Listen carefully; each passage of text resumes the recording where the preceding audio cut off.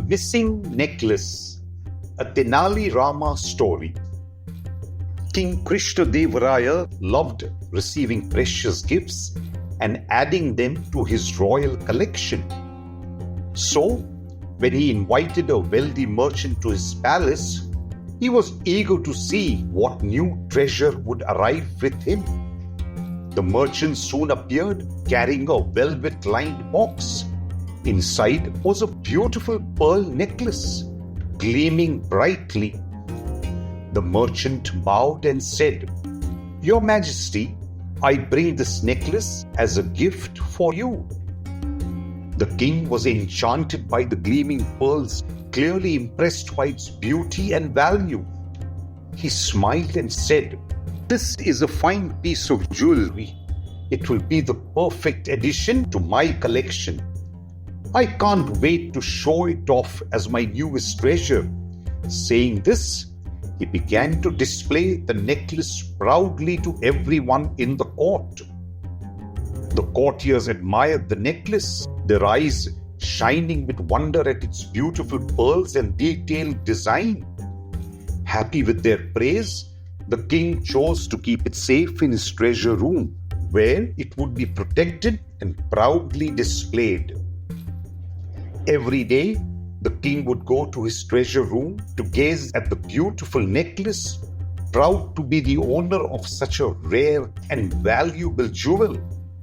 But one afternoon, when he went to admire it as always, the necklace was gone, nowhere to be found. The king was furious. "How can a necklace just disappear from my treasure room?" he shouted at his guards and servants. "Search every corner until you find it," he ordered them. The servants and guards searched everywhere, but the necklace was nowhere to be found. "These people have all failed to find my necklace," he said. "What use are they to me if they cannot solve such a small matter?" One of the ministers suggested, "Your Majesty, perhaps we should ask Tenali Rama for help. He always finds clever solutions to such problems." The king agreed and summoned Tenali Rama. "Tenali, my necklace is gone. No one can find it.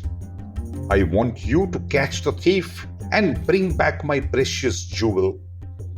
It was a rare and valuable gift, and I will not have it taken away from me just like that."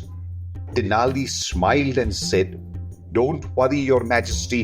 By tomorrow morning, the thief will be caught and the necklace will be returned to you."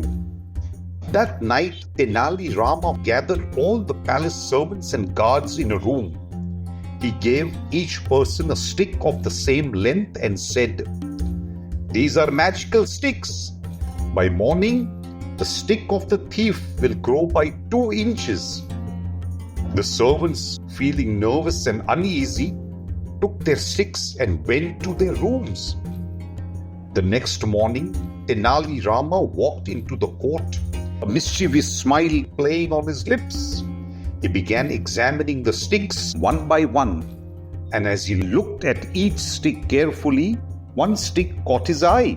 While none of the sticks had grown, this particular stick was a smaller size, but it had not grown longer as Tenali had predicted. Instead, it was 2 inches shorter. "Aha!" said Tenali Rama with a big grin. "Looks like we have a creative craftsman here. While everyone has been asleep, this man has been at work trying out his carpentry skills." The servant, now afraid of the punishment he would receive from the king, fell to his knees and confessed, "I am truly ashamed of my action, Maharaj. I was filled with greed for the necklace. I hope to sell it at a huge price and live the rest of my life comfortably without having to work. Last night, when we received the magic sticks, I was afraid you would find out. So I cut 2 inches of my stick, hoping to not get caught." Tenali laughed and said, "There is no magic stick, you fool. It was an ordinary piece of wood. It was your own fear that got you caught. If only you had used a bit more smartness rather than your clumsy craftsmanship, you could have still had the necklace today and lived happily on the riches it would have brought you. Tenali said with a grin. The king, now pleased to have his necklace back, leaned back on his throne and said to the thief, I'll see what to do with you in a moment. But first, I must reward Tenali for bringing me back my prized treasure.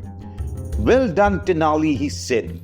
You have once again proven your cleverness. I shall throw a grand feast in your honor. After all, a clever mind deserves a grand celebration. Tenali bowed humbly and replied, Maharaj, I feast on the challenges you send my way. I need no other celebration. He gave the king a sly wink and added, After all, we both know who the feast is really for. The king burst into hearty laughter, and soon the whole court joined in, delighting in Tenali's sharp-witted cleverness once more. This story is read by Mustafa Tambawala, and if you have enjoyed it, please subscribe to our channel.